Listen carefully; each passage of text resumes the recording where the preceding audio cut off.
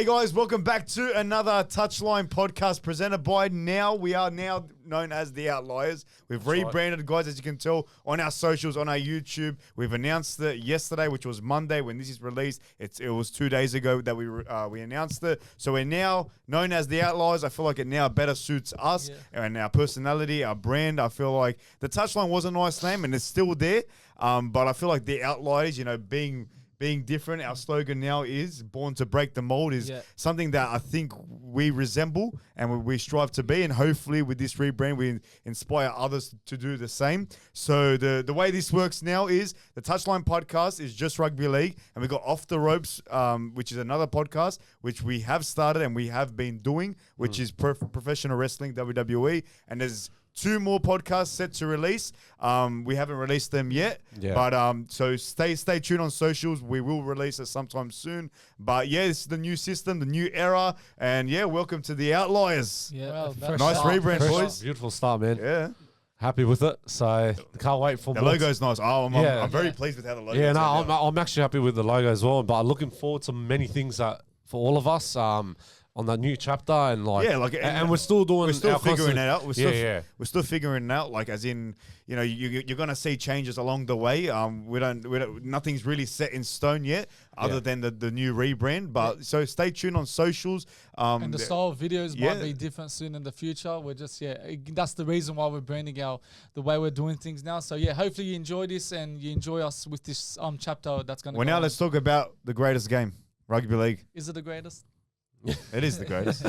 Well, you're talking about the greatest. I think that was the 3 best games this whole week. So we got to get into it because, man, that was like one of the best games of that week in round 10. Round 10. My gosh, man, like those 3 games in particular. What's the first game? So we're going to talk about South Sydney Rabbitohs and Brisbane Broncos.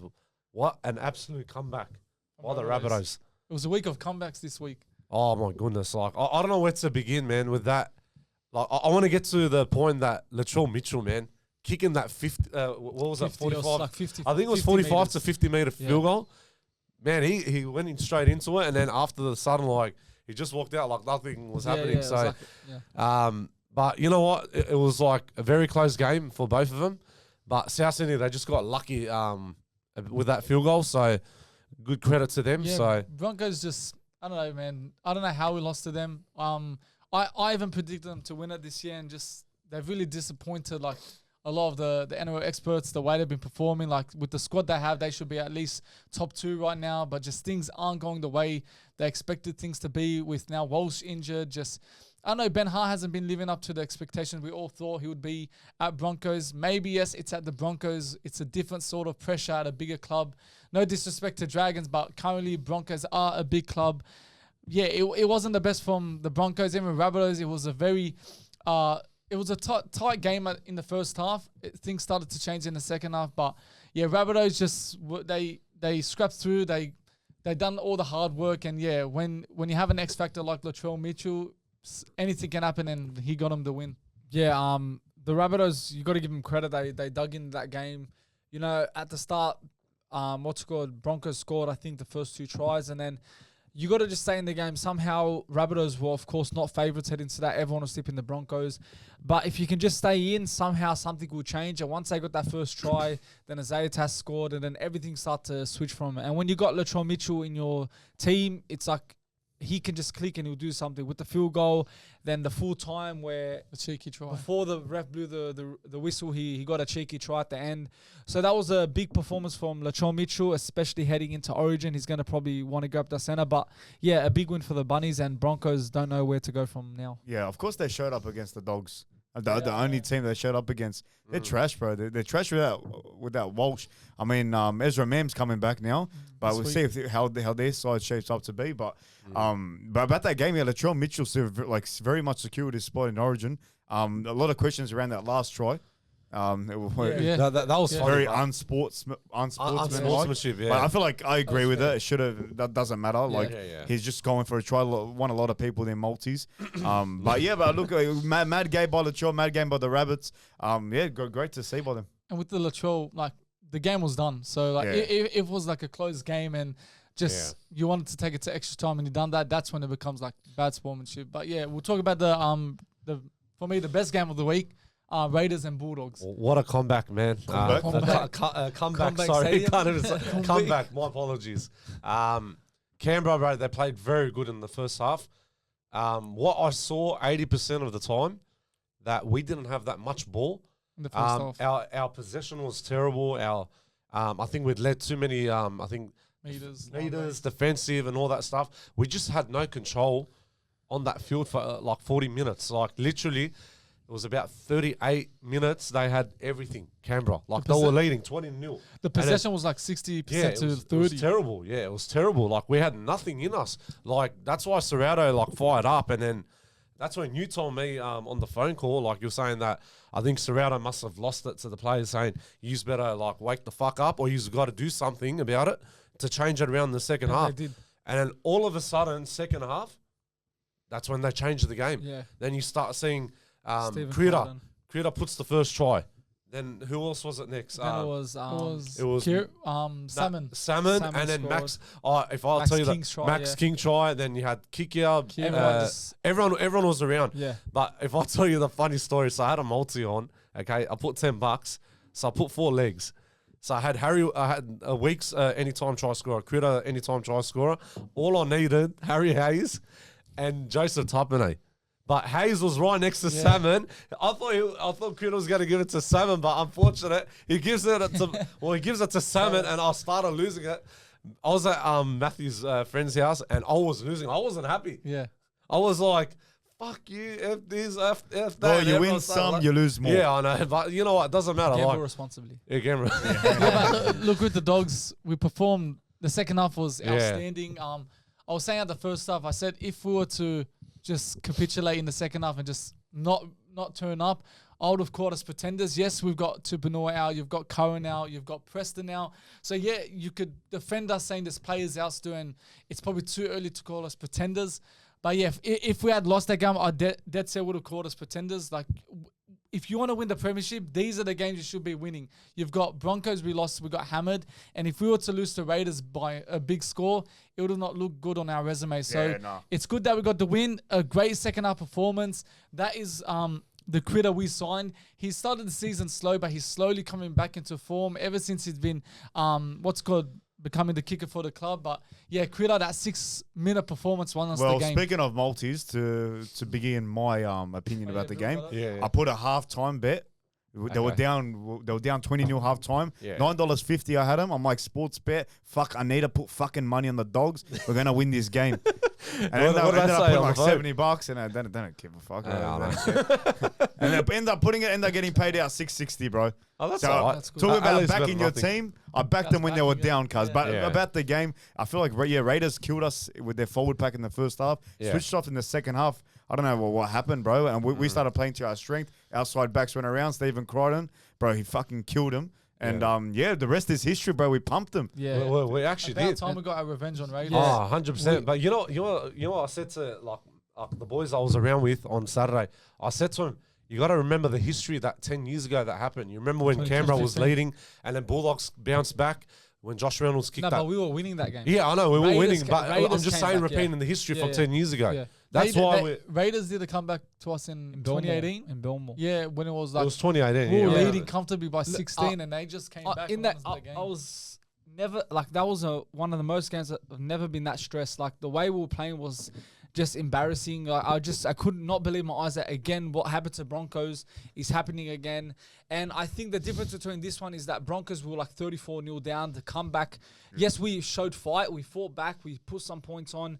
They only scored they only put 1 try in the second after the Broncos. But the difference between here was only 20 points. So we had enough time to redeem ourselves, put some points on the board, and to put 32 points, unanswered points, and to just completely just put a stop to their dominance was just was amazing. Critter, we have not seen him take the game by the neck of the throat and just go for it, because he's been a bit on the back, not really showing what he can do. Maybe because of his nerve I think because of his injury, he might be carrying something. But this is the first game within these 2 seasons that he just carried us on the back, and then he took us. And so I want to quickly mention about Raiders. I've said for 2 weeks that Raiders will have a time where their luck is going to just end. And we've seen it with the Dogs where the last 2 weeks where they're slow starters, they're not a first half team, and just a team will take the lead and then eventually they'll just come up and get the win. And this week, we saw what I've been saying for 2 weeks where eventually that luck is going to come to an end. And if they're not a full 80-minute team or at least a 70-minute team performance, they're going to choke. And that's what we saw with the Dogs. They put them under the bed and then they just destroyed them, and just credit to the Dogs. Now let's talk about the Cowboys and Penrith. Penrith. That was unexpected. That was one of the best games. Good draw. A very good draw. Very close. What's name? Ghana. Talagi. Yeah, Talagi. 4 Ghana, tries, double try. Man, everything was happening. And what about towards the end? I think it was Jake Clifford attempted a few field goals. And he didn't go through. Yeah. Nathan Cleary attempted once. Didn't go through either. So first draw of the year. First draw. I think this was the first draw of the year. Yeah, it was. In a very long time, hey? I think we had one last year as well. Are you sure? Or maybe the year before. This is the first draw. First draw in 2025. So. Yeah, of course 2025. But I'm saying I think last year we also had one. I can't remember which particular team. But yeah, Panthers. I think they should have done enough to get the win. Yeah. I think they were the much better team. I think just a bit slightly, but again, at the end of the day, we rarely see draws, and you'd say probably a draw is, the right result in a way, because Cowboys did show some fight back, and it was always Panthers taking the lead, and then Cowboys would just come back and. Yeah. But yeah, they had a few calls go against them Panthers. The one in regards to Scott Drinkwater touching the ball. Yeah. There were a few incidents where the trainers were wetting the balls. Yeah, I which saw that too. caused a bit of talk in amongst the NRL experts. Do you think that's right? Like wetting the ball before kickoff. I don't think so. It's not actually the wrong. Right, mindset. But again, both teams did it, so I know it cancels each other out. But in regard, I don't think they should be doing that because it's terrible to do that. It's but not good sportsmanship. But why would you put water on the bloody ball? It's just tips of the trade, just maybe just dampen the ball. Yeah, but with Panthers, attackingly, they are still the same attacking team we've seen for previous years. They're scoring points. They've got one of the best attacks in the competition. But it's just the defense that's an issue. I was really seeing first half the old Panthers that were coming back dominant with the ball. Blaise Halagi, 4 tries since the try. He was incredible, and you start to wonder he could have been the answer for Panthers because of their struggle. If he had been starting, possibly they would have been higher up in the ladder. But Panthers, they've got a bye. They can get a good rest before they verse I think it's Knights next week. Yeah, Knights. So if they just need to get consistency into their game, because if they eventually lose to the Knights, I don't think that's when I start to believe that they won't make the top 8. They need to win these games where they should be winning. I think it's a point gain for Cowboys rather than Panthers. Panthers are in need because they bounce back. Cowboys are in the top 8. Panthers are way down. They need the 2 points. Cowboys pushed up to 5th. They're still 5th or 6th. So Panthers, man. They can have a good run in the next 10 weeks. So it's not the end for them, but they really need to start picking up more points. Now, I want to talk about one particular player. Look, everyone felt bad for that particular player, Robert Derby from Cowboys. Yeah. He had so many mistakes, man. I think he had about 6-7 errors. And then lucky he put a try towards Makes up 10. He made up for it. He's playing again this week. Yeah, which is really good. All right.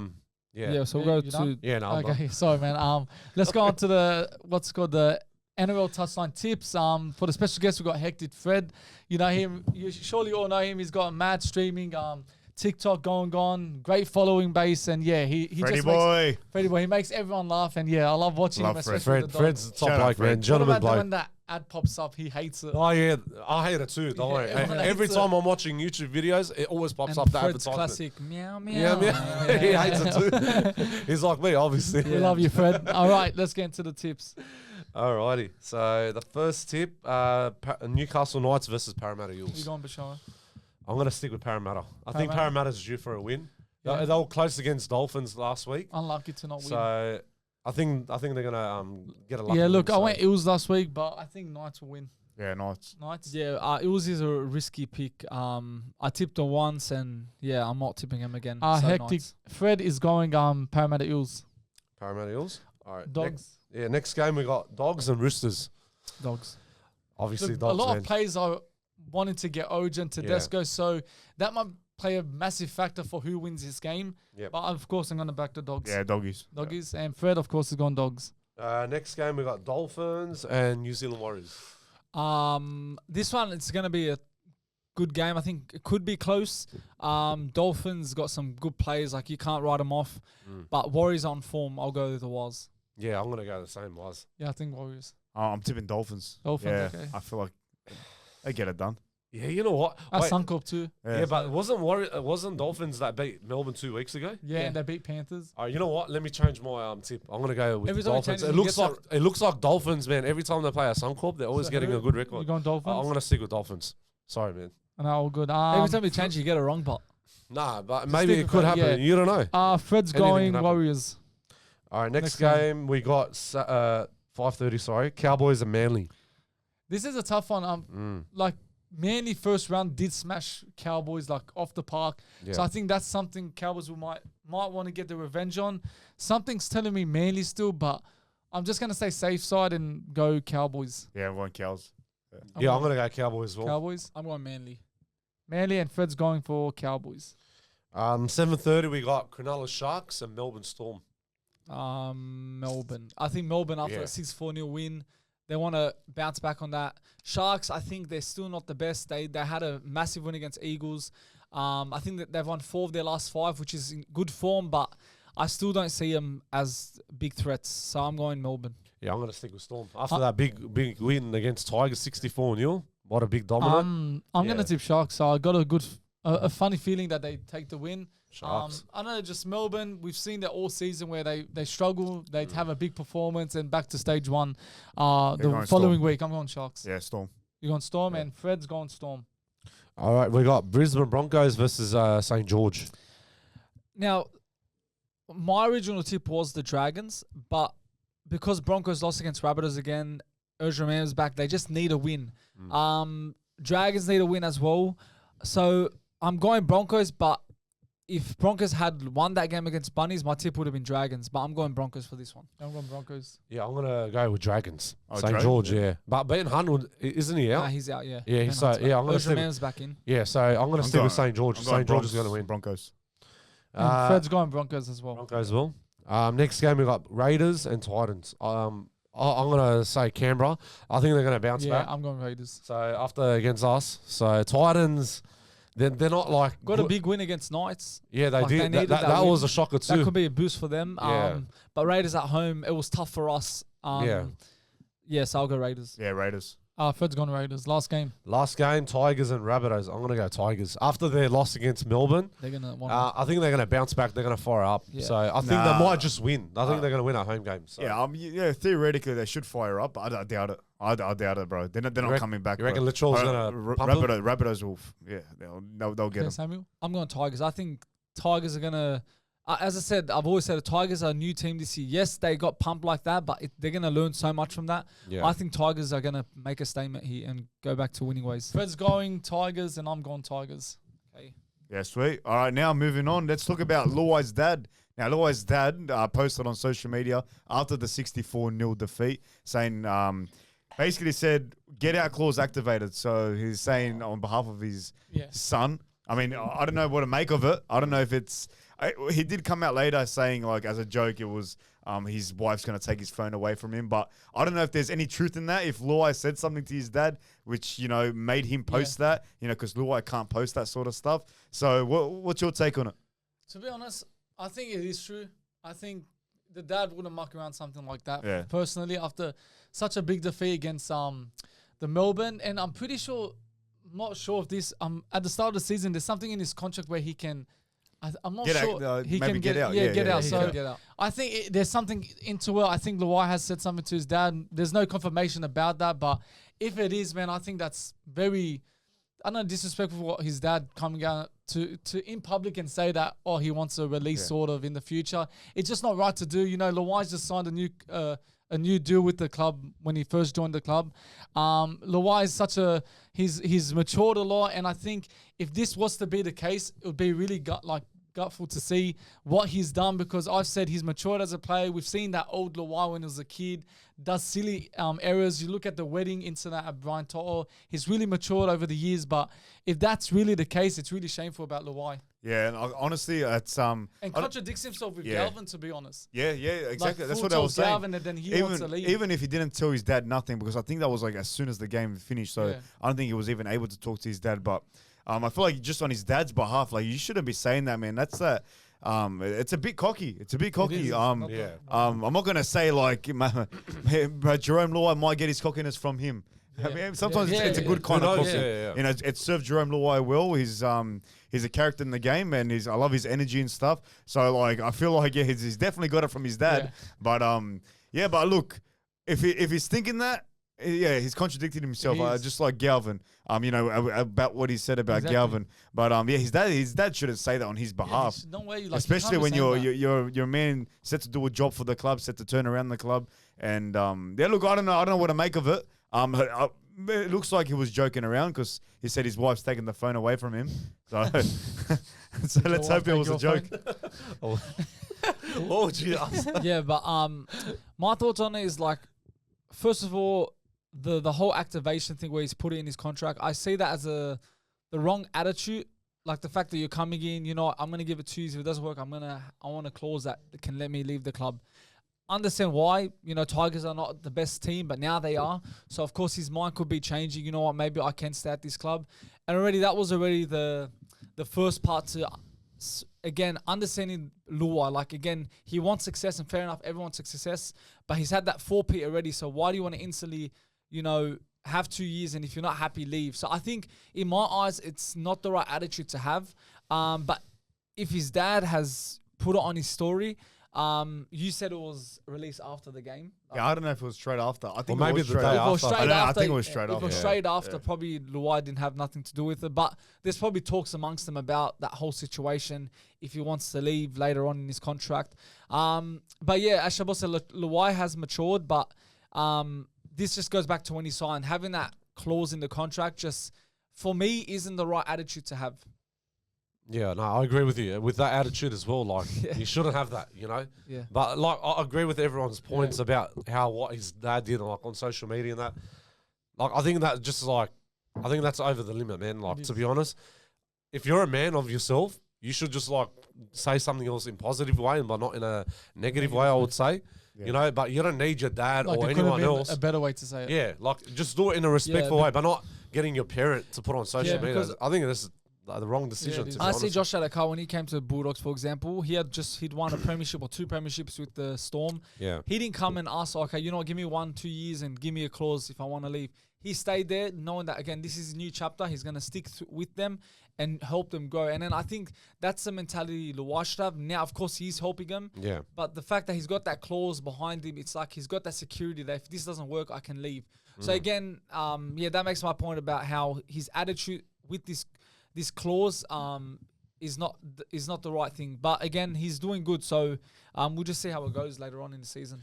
Well, anyways, Laurie Daley is hitting Papenhuyzen to probably take the role as a fullback for New South Wales. It's utility role. What do you think about that?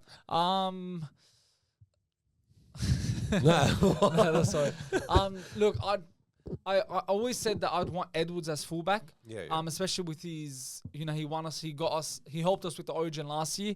But seeing Papenhuyzen's form and Edwards hasn't really hit the mark this year, I'm like, why not give it to Papenhuyzen now? He's on form. He scored 4 tries against the Tigers. He's really in the best form of his life ever since he had those continuous injuries. And again, he's young. He's like 24, 25. Build on him. Let's see what he can do in this Blues jersey. I don't want Tedesco near the jersey at all. He's had his time. He's 32. Like, we need to start building for the future. For the young generation, If we have Tedesco in, we're going to get 1 year, 2 years out of him. Papenhuyzen as utility, I don't think so, because I think he can only play fullback, nothing else really. If he's going to be in the Origin, they got to give him the fullback. If not, he can't make the squad. Yeah, that's what I was going to say. I think utility is pointless. I think utility is not... Well, you can put anyone there with speed and that, but for me, a utility is more of a defender, a prop, a forward that can make an impact. Sammy said it well. Like Papenhuyzen's just going to play fullback. He's not going to play 5'8" center. It'll be such a waste of a position, a utility position. So for me, it's a no-brainer. He has to go fullback. He's proven it. You know, he's had so many injuries in previous years that set back to him and couldn't have his opportunity for the Blues. And it's a great opportunity for him to have his role in the fullback role. And by Laurie Daley saying he's going to be utility, that just makes me think that he's not going to get the fullback role. And it's going to either be Dylan Edwards or Tedesco, which is a shame for me. And it just, please, I'd rather him not be in the squad because utility, where's he going to play? He's not going to play fullback. Exactly. He won't play there. Again, there's still one more week of footy before they make the team, so he could have another the selections. An exceptional performance. It changes Laurie Daley's mind. So Papenhuyzen, if they put him utility, I want him in the squad, but it won't make sense if wasn't Nico Hines utility? Yeah, once? I think he was at one point. Yeah. And utilities don't play a lot of minutes, especially in his position. Like if it's a Connor Watson, if he's there, I think he'll play a bit more minutes because you can get a hook out for him and play 30 minutes. But with Papenhuyzen's role, he's gonna get like. But 10 I feel like minutes. he's too injury prone if he was to put him on. Yeah, I feel like he'd get injured just like Tom Trbojevic. That's the true. So I feel like playing Edwards is safer than But then we're gonna go to every season saying he's injury prone. Yeah, but I'd rather pick Edwards, bro. Why? But because you got Penrith, ex-Penrith and Penrith players around him. He's not shining now because he's got no one around him. Yeah. So like I feel like him with a great squad, Edwards will shine brighter than Papenhuyzen. I mean, Papenhuyzen's on form, man. Good. Fucking 4 tries last week. Edwards was good last year. And Edwards, it was amazing last year. So I'm saying in a way it's safer to pick Edwards than Papenhuyzen because of the injuries and because he's playing with his ex-players. And he's a gun next to him. It'll be interesting who performs the best this week. And it would basically confirm who's going to get the fullback role. Look, I agree with your point, Shaba, especially like as a utility, like how you mentioned about Connor Watson. Connor Watson can do so much things. He can. And what he did last year in the Origin 3. He helped us with that try. Right, he helped us with that try when he gave it to Jarome Luai. He can play lock, he can play hooker. He can play any role he wants. So that's why if Laurie Daley's like watching Connor Watson, put him as a utility. You don't need to put Papenhuyzen. Like how you said about Papenhuyzen, I think if he wants to take that fullback role, he should like prove himself more. But with injury wise and everything that's affected him, I don't know if that's going to work for him or not. But I agree with your point as well, Bill, about Edwards. I think you should stick with Edwards. But with Tedesco, bro, he's already had his prime. Yeah, so now you need to bring the young generation in and let them have their chance to shine on the biggest stage because that's the most important competition during the season. Yeah. So look, Vegas is set to be confirmed with the 4 fixtures: Bulldogs versus Dragons and Cowboys and Knights. Is that a good, decent fixture for Vegas? Yeah, we've known it for a while. I mean, with the Dogs and Dragons now, have they confirmed the footy? Not confirmed, but it was rumored, but now it's reportedly. I feel like it's good. I've always said Dogs in Vegas is always a good thing. Yeah. It's a weird thing because the NRL official on Instagram had put 17 teams, only 4 can make it. But I'm thinking I thought it's already confirmed that it's like gonna Tigers happen. and Parramatta's all confirmed too. Yeah, that's what I thought. There was all rumors that Dogs, Dragons, Cowboys. There was rumors. It was never confirmed. But it looked like it was it was never confirmed by NRL. But Dogs and Dragons will not. I don't think it was I think every year it's gonna be the same hype. Same attendance. I don't think Bulldogs and Dragons is gonna attract so many more people there. If you know what I'm saying, we couldn't even attract more people, the defending champions coming in. Yeah. So it's a good for us Australian fans seeing 2 of the biggest rivalries go to Vegas, but for people in America, it's not gonna do anything really. They don't have no connection to it. So, it is what it is. Yeah, with the Bulldogs Dragons is good for me. When you head into Vegas, I think it's important to get some sort of rivalry going. Like we've seen. What was the last year? Panthers and Sharks. They had a preliminary final. Oh, sorry, this year. Yeah. I think Cowboys could have. Or Knights could have versed. I don't know. Well, Sharks is probably the. Oh yeah, just keep it like that. That was a mistake. I was just trying to think who's around. I know. Broncos has made it to Vegas with Cowboys. That would have been a good fixture. You have Knights with just say the top teams that all made. That's I was looking for rivalries, but then I'm thinking they've already played at Vegas. So just keep it the same. Yeah, Dogs will attract a lot of fans. It will be. They'll go just like how they went up to Canberra. I mean, you can't compare Canberra to Vegas. But bro, they will show up to those games. Yeah. Even Dragons fans, bro, will show up. That's But why I feel like that'd be. Even though I have my opinions about Vegas, how it's fell flat on its face. I mean, the Vegas experiment. It's been 2 years now. I mean, maybe it's too early to say, but I feel like judging by this year's Vegas trip, it was rubbish. So I feel like I feel like next year's one will put the final nail in the coffin.